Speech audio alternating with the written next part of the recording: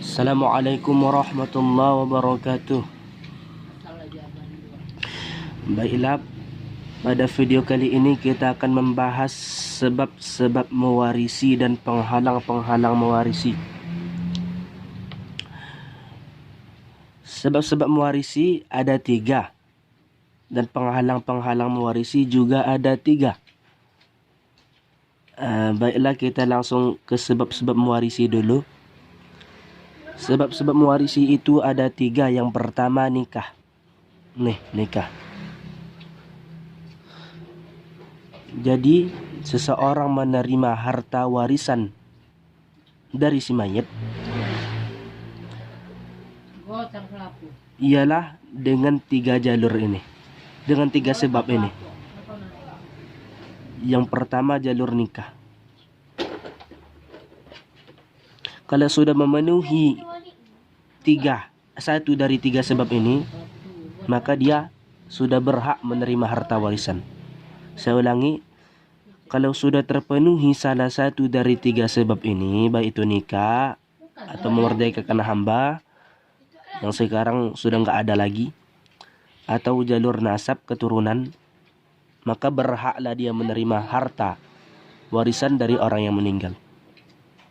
Yang pertama nikah. Contoh, suami meninggal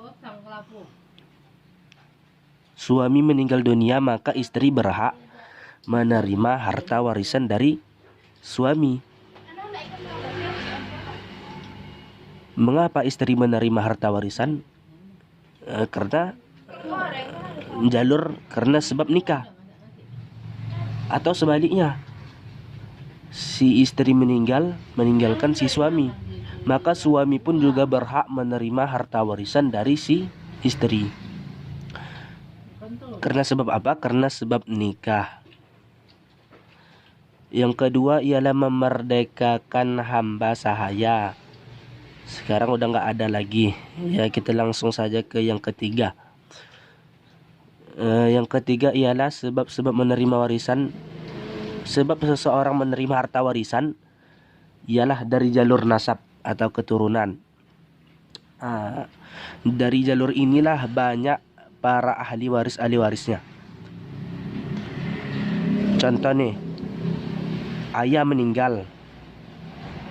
meninggalkan anak, saudara, ayahnya, mamanya, atuknya, neneknya, dan semua keturunannya lah.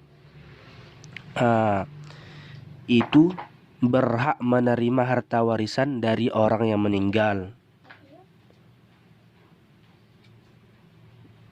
Kemudian penghalang-penghalang mewarisi.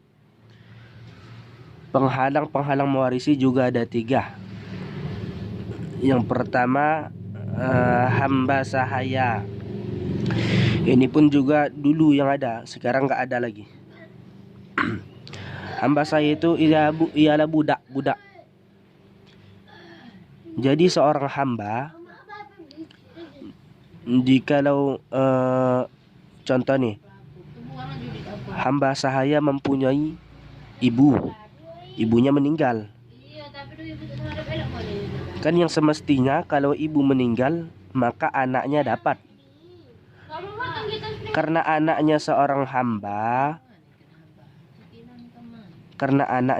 hamba sahaya, maka dia terhalang menerima warisan dari ibunya. Karena mengapa? Hamba saya ini semua hartanya, semua yang dimilikinya punya tuannya.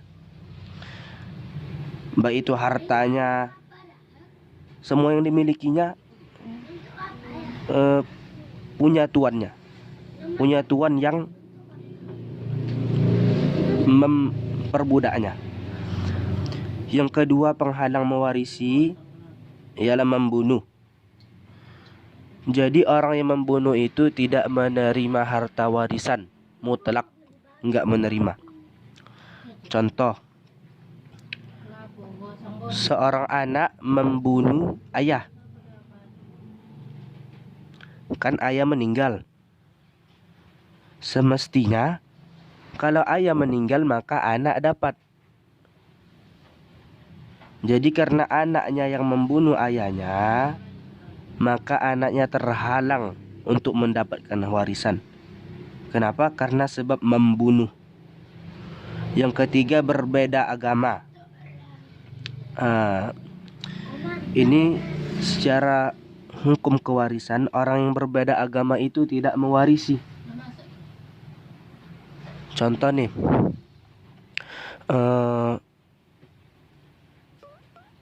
saudara meninggalkan saudaranya juga. Kan semestinya saudara ini mewarisi harta saudaranya.